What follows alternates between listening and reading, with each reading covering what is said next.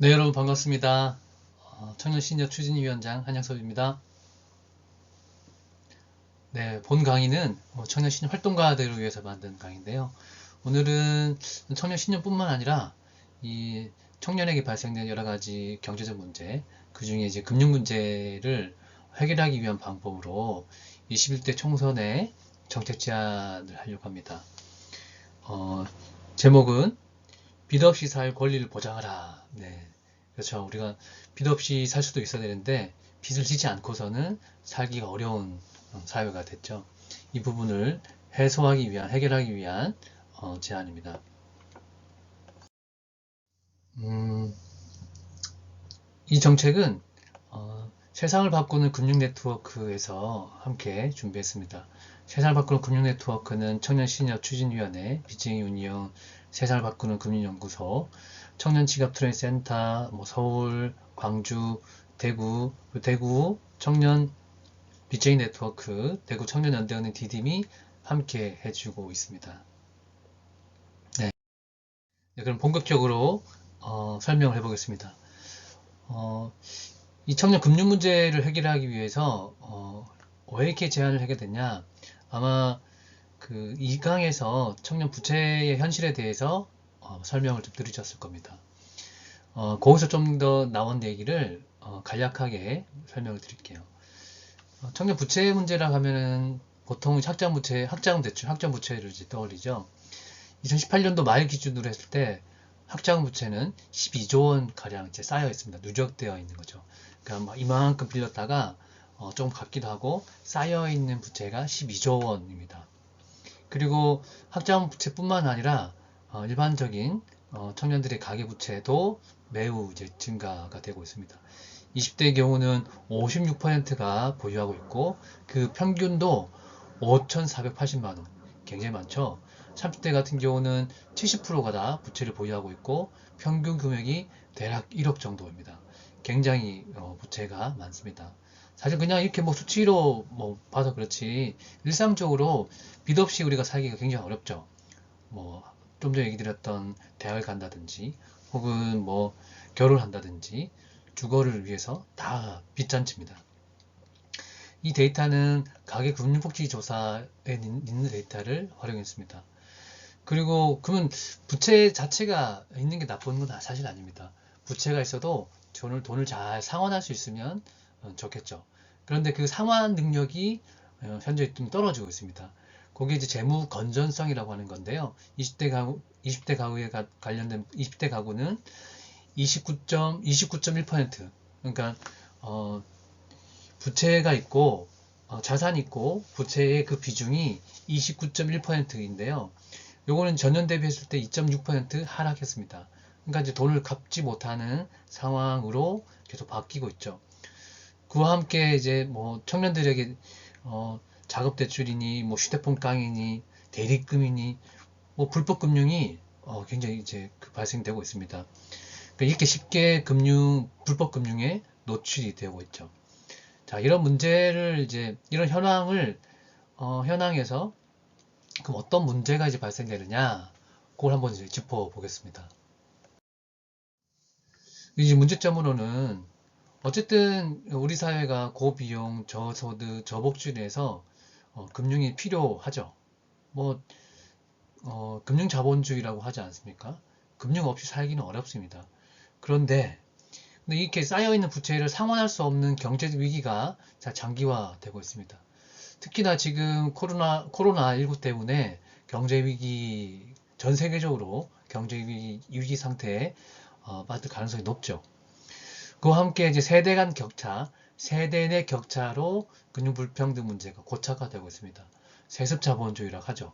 할아버지의 재력으로 미래가 결정되는 것이고 20대 안에서도 금수저가 있고 흑수저가 있고 이런 어쨌든 자산 불평등 문제까지 함께 있습니다. 그리고 앞서 얘기 드렸던 것처럼 무보증, 저신용, 청년들에게 금융소외 문제가 발생되다 보니까 이 금융소외를 노리는 금융범죄에도 노출이 되어 있는 겁니다. 여기서 얘기하는 금융소외는 돈이 필요한 사람들한테 돈이 적절하게 공급되지 않는 이런 것들을 금융소외라고 합니다. 특히나 청년층에게 금융소외의 문제가 굉장히 이제 발생되고 있습니다. 자, 그럼 이런 문제를 해소하기 위한 방안 말씀을 드려보겠습니다. 네, 전체적으로는 크게 네 가지의 정책을 제안하려고 합니다. 첫 번째는 학자부채를 단계별로 채무 조정을 통해서 채무 늪에서 탈출시키는 정책입니다. 두 번째는 이미 부채가 있어서 돈을 상환하기 어려운 사람들을 위해서 청년 신용회복 제도를 도입하는 겁니다. 그걸 통해서 이제 우리 청년들의 신용위기를 극복하는 거죠. 세 번째는 청년들을 위한 생활금융센터를 만드는 겁니다. 그걸 통해서 재무상담과 교육을 받아서 역량을 길러내는 거죠. 마지막으로는 청년들에게 새로운 금융 공급을 하는 부분입니다. 그를 통해서 청년의 금융 소외를 해결하고 미래 금융을 준비하는 내용입니다. 자, 그러면 각각의 내용에 대해서 하나하나 설명을 드리겠습니다. 첫 번째는 학자금 부채 경감 특별 대책인데요. 이 대책은 앞서 얘기 드린 것처럼 학자금 부채가 계속 쌓여 있죠. 그로 인해서 청년 신용유의자, 채무 불이행자, 옛날 말로는 신용불량자라고 합니다. 이런 계층이 지속적으로 증가되고 있죠. 장기 미상환자가 4만 명, 학자금 대출 연체율이 4.26%. 이 4.26%가 얼마나 높은 거냐면은 일반적인 은행의 연체율은 1% 내외입니다. 근데 이제 4.2%가 굉장히 높은 거죠. 자, 그리고 이제 기존의 학자금 부채는 국민행복기금에도 있고 구세청이 관리하기도 하고 한국장학재단에서 주로 대표적으로 가지고 있죠. 그리고 주택금융공사에서 따로 가지고 있습니다. 이렇게 학자금 대출도 각각 기관이 다 다르게 관리하고 있다 보니까 통합적으로 관리가 안 되고 있는 상태입니다. 그리고 또한 학자금 대출 같은 경우는 채무자 회생법에 취업 후 상환 학자금 부채는 개인 파산을 해도 비면책입니다. 그러니까 무슨 얘기냐면 돈이 없어서 빚을 이제 못 갚는 사람인데 그 사람이 가지고 있는 부채 중에 학자금 부채라면 요거는 죽을 때까지 갚아야 된다. 예, 굉장히 이제 빡센 거죠. 그리고 이제 신용회복위원회라고 있습니다. 신용회복위원회에서 기존의 채무조정 프로그램을 진행하고 있는데요. 근데 학자금 대출은 사실 이 학자금 대출, 한국장학재단에서 발생한 학자금 부채는 미포함됐던 겁니다. 자, 그러면 이 내용들을 해소하기 위해서 어떤 제안을 저희가 하느냐? 네. 자, 크게 세 가지 부류인데요. 자, 첫 번째는 채무자 회생법을 개정하는 작업입니다. 취업 후 상환 학자금 부채도 파산 시 면책 가능하도록 법을 개정해야 됩니다. 네. 네. 요 이제 법을 개정하는 방식은 국회의원들이 법안을 개정하는 거죠. 21대에 꼭 진행됐으면 좋겠습니다. 네. 그리고 두 번째는 학자금 부채 경감 특별법을 제정하는 겁니다. 예전에 우루과이 라운드 시절에 농어가 분들이 부채가 굉장히 많아서 힘들 때가 있었습니다. 그래서 그 부채를 정리하기 위한 특별법이 있었습니다. 그와 유사하게 학자금 부채를 통합적으로 관리하면서 이 소득과 재산 수준에 따라서 채무 감면을 하는 겁니다. 최대 70% 혹은 3년 이내 여러 가지 조건을 부여할 수 있을 겁니다. 그래서 이렇게 쌓여있는 부채들을 통합적으로 관리해내는 게 이 학자금 부채 경감 특별법의 내용입니다. 이 내용도 법을 만들어야 되는 부분입니다. 그리고 신용회복위원회 이제 협약 개정을 통해서 한국장학재단 학자금 부채도 신용회복할 수 있게끔 제도를 개선하는 겁니다. 자, 방금 말씀드렸던 것이 학자금 부채 경감 특별 대책입니다. 자, 두 번째 정책은 청년들을 위한 신용 회생 제도를 도입하는 겁니다. 기존에 개인 회생 제도가 있고요. 신용회복위원회에서 하고 있는 개인 워크아웃, 프리워크아웃 이런 제도가 있습니다.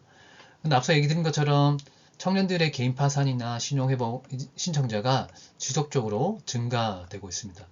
실제로 이런 지원 제도를 활용하더라도 끝까지 완료하는 경우가 퍼센테이지로 따지면 많지는 않습니다. 대략 제가 파악해 본 바로는 3분의 1 가량은 끝까지 가지 못하는 걸로 알고 있습니다. 그리고 기간이 굉장히 깁니다. 신용회복위원회에서 하고 있는 채무조정 프로그램 같은 경우는 8년 동안 나눠서 상환하는 겁니다. 사실 이 신용회복위원회에서 하고 있는 채무조정 제도는 채무자의 어떤 권리라기보단 채권자, 돈을 빌려준 사람들의 어떤 입장에서 조금 취해진 경우가 있죠. 그래서 이 내용들을 바꿔내는 겁니다. 그래서 이 내용을 어떻게 그럼 구체적으로 개선할 거냐 말씀 드려보겠습니다. 자, 그래서 신용회복위원회에 청년 신용회생 제도를 도입하는 겁니다. 그럼 무슨 얘기냐? 기존의 신용회복위원회에 있는 제도를 개선하는 건데요. 8년 동안 상환하던 것을 3년으로 기간을 단축하는 겁니다.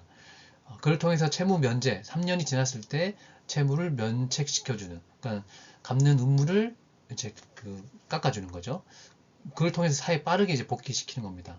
그리고 앞서 얘기 드렸던 것처럼 한국자학재단이나 국세청, 주택금융공사 따로 관리했던 것을 한꺼번에 관리하는 것으로 바꾸려고 합니다.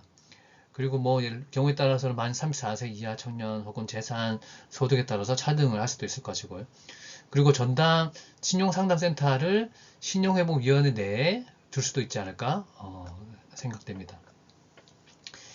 이게 방금 말씀드렸던 청년 신용회복지원제도의 내용입니다. 세 번째 정책은 청년 생활금융 상담센터를 만드는 겁니다. 무슨 얘기냐? 앞서 얘기 드렸던 것처럼 여러 가지 청년들의 이제 금융 문제가 발생되고 있습니다. 근데 또 하나의 문제가 청년들의 금융 역량이 굉장히 낮죠. 청년층 금융 이해력 수준이 OECD에 대비했을 때 굉장히 좀 낮은 수준입니다. 그리고 안타깝게도 뭐 작업대출이나 뭐 내구재, 대리금 이런 불법 노출에 굉장히 노출되었죠. 사실 이런 금융교육들을 학창시절에 배우지 못했다 이런 이야기가 굉장히 많죠. 근데 여기서 얘기하는 금융교육은 어떤 뭐 재테크 이런 것이 아니라 올바른 금융 의사결정을 돕는 그러한 이제 금융교육이 필요합니다. 기존에도 뭐 서민금융지원센터나 여러 가지 금융봉지상담센터가 있지만 청년들을 위한 생활금융상담센터는 굉장히 부족한 상태입니다. 다만 이제 광주시에 청년 드림은행이라고 하는 사업을 통해서 그 필요성과 효과성이 이제 검증이 됐습니다. 자, 그러면 어떻게 그런 청년 생활금융상담센터를 만들어야 되느냐? 이 청년 생활금융상담센터를 만들기 위해서는 두 가지 정도의 방법이 있을 것 같습니다. 첫 번째는 기존의 서민의 건강한 금융생활에 관한 법률을 개정하는 작업을 통해서 지원 예산을 만들 겁니다. 법을 이제 바꾼다기보다는 요거는 이제 사업, 그러니까 이제 예산을 더 증액을 해야 되는 거죠. 예산 사업이라고 볼 수 있습니다. 그리고 청년 기본법이 올해 이제 만들어지게 됐죠. 그 근거로 청년의 생활금융 지원에 관한 법률을 만드는 겁니다. 이 법률에 의해서 생활금융상담센터를 만들어내는 겁니다.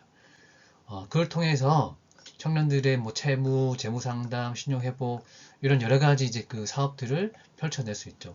또 하나 뭐 신용대출 사업들을 한다든지 이를 통해서 청년 생활금융상담센터를 상담사를 만들어낼 수 있고 이는 새로운 일자리를 창출할 수 있는 계기가 될 겁니다. 자, 마지막 정책 제안입니다. 마지막은 금융 공급을 통한 금융 소외 문제 해소 그리고 전환적 금융, 미래 금융입니다. 무슨 얘기냐? 청년들을 위해서 금융을 이제 공급시키는 거죠. 그러니까 대출을 잘 해주는 겁니다. 그렇다고 무분별하게 대출을 해주는 것이 아니라 청년들에게 필요한 만큼 금융을 공급시키는 겁니다. 앞서 얘기 들은 것처럼 청년들에게 뭐 무담보, 저소득, 저신용이다 보니까 청년들의 돈을 이제 빌려주지 않게 되는 거죠. 그리고 이런 불법 금융에 노출이 되고 있는 거죠. 그리고 이제 계층 간의 금융 공급이 불평등하게 이루어지고 있습니다. 뭐 이건 무슨 얘기냐면 소득이 없고 아까 얘기했던 소득이 낮고 담보가 없고 저신용 상태의 청년들한테는 돈이 안 빌려지겠죠. 그런데 청년들 중에서도 고소득, 그 다음에 고신용, 그 다음에 담보가 있는 청년들은 더 많은 대출을 해줍니다. 소위 얘기하는 레버리지가 일어날 수 있어요. 그래서 이 격차가 더 벌어지게 되는 거죠. 그래서 이 격차가 벌어지는 것을 막기 위해서라도 금융 공급을 할 필요성이 있겠습니다. 그리고 청년뿐만 아니라 여러 가지 이제 사회적 이슈를 해소하기 위한 다양한 금융기관들을 또 만들어낼 수 있을 것 같습니다. 자, 구체적인 제안 사항을 말씀드리겠습니다. 구체적으로는 청년들을 위한 특수목적 은행, 그 중에 신용협동조합법을 개정해서 청년 신협을 만들어내는 방법도 하나 있습니다. 이것과 관련돼서는 뒤에 자세히 좀 설명드리겠습니다. 그리고 청년들의 이제 여러 가지 경제 문제 중에 주거 문제도 있죠. 요사이 이제 사회주택이라 그래서 사회적 금융 방식 혹은 사회적 경제 방식으로 청년들에게 주거를 공급하는 모델이 있습니다. 그걸 하기 위한 사회적 주택 기금법을 제정할 수 있지 않을까. 그리고 최근에 발생되고 있는 기후위기, 이 기후위기에 대응하기 위해서 이런 기후 녹색 금융을 조성할 수 있는 어떤 준비를 해야 되지 않을까 생각됩니다. 방금 말씀드렸던 부분들은 정의롭게 어떻게 금융을 공급할 거냐, 이 내용들을 말씀드렸습니다. 아까 제가 신협동조합법, 우리 청년 신협에 대해서 말씀드린다고 했잖아요. 네, 이 청년 신협에 대해서 조금 구체적으로 좀 말씀드리겠습니다. 자, 우리 청년 신협 등 특수목적 신협 법률 개정안 구체적인 내용들을 말씀드리겠습니다. 자, 이 청년 신협은 왜 그런 이제 바꾸려고 하냐? 앞서 청년 신협 관련된 내용들을 좀 보신 분은 아시겠지만 여러 가지 이제 사회 변화, 사회 문제가 발생될 수 있습니다. 청년뿐만 아니라 기후 위기 여러 가지 이슈들이 있죠. 이에 대응하기 위한 특수 목적 신협들을 만들어낼 필요가 있겠다. 그래서 현재 신협동조합법을 개정해서 이 개정사항 공동 유대 범위를 바꾸는 겁니다. 공동 유대 범위를 바꿔서 이렇게 여러 가지 사회 문제를 해결할 수 있는 토대를 만들어내는 거죠. 구체적인 내용들을 살펴보겠습니다. 구체적으로는 기존의 이제 그 신협동조합법에는 공동 유대 범위가 이렇게 정해져 있습니다. 공동 유대 범위는 행정구역, 경제권, 생활권 또는 직장, 단체에 의해서 만들어지게 됐습니다. 그래서 청년 신협 같은 특수목적은행 등 만들어지기 굉장히 어려웠던 상태죠. 그래서 여기에 특수목적이라고 하는 단서 조항을 이제 포함시키는 겁니다. 그럼 특수목적에는 아까 얘기 드렸던 우리 청년 신협, 혹은 녹색 신협, 혹은 NGO 신협, 여러 가지 신협들이 만들어질 수 있는 계기가 되겠죠.